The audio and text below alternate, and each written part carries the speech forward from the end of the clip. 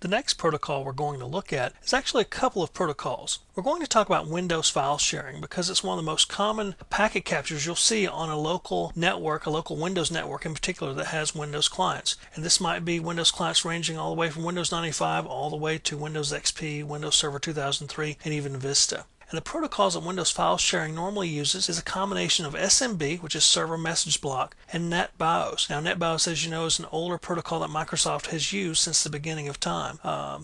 Combined with SMB, NetBIOS basically makes file sharing happen. Now, it's not unusual to do a scan on a Windows box and see ports 137, 138, 139, and 445 open. And you'll see these ports open depending upon which version of Windows you're actually seeing. And sometimes you'll see these on TCP ports, and sometimes you'll see these on UDP ports, depending upon which port it is. But you'll see this a lot when Windows file sharing is going on. So I thought it was useful for us to take a quick look at Windows file sharing at a session, if you will, Windows file sharing session, just to see all the different traffic you get, to see actually how complex it can be.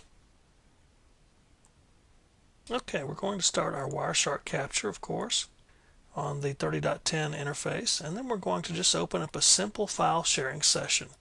We're going to actually open up that file sharing session with the Windows Server 2003 box, which is 172.16.30.1. We're looking for a file share called public. Let's open that up, and we actually go right to it. Now, I've opened this share before, so we didn't even have to authenticate. I've authenticated before to this particular share. So we've got it open. We can open up a document and close it. And there, we've done a simple file share. Now let's actually see what our traffic looks like. Stop our capture.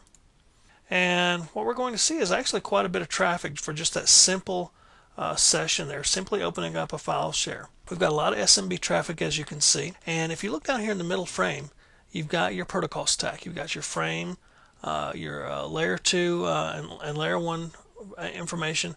Then you've got your layer 3 internet protocol, source address and destination address. Then you've got your TCP information, which port it's going to be used, and your source port in this case is 1160. Your destination port, as I mentioned before, is 445. Now you'll see 137, 139, 138, 445 quite frequently in a Microsoft file sharing session. Then we're going to see the NetBIOS session here. And finally, we see the server message block protocol. It's actually the file sharing protocol that Windows uses. And there's different headers and things we can look at. I'm not going to go through all of these, but you can just kind of see how complex it can actually be. So there's different components of that.